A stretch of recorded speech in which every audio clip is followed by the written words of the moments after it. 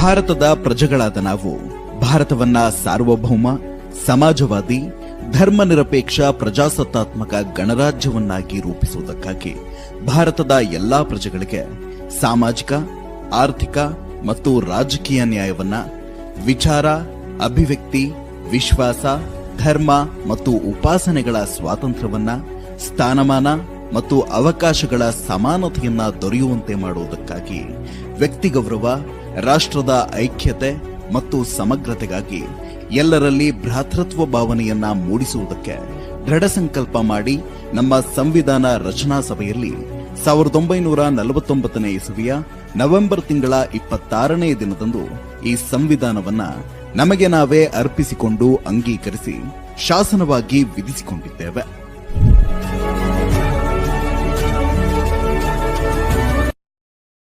Download ShareChat.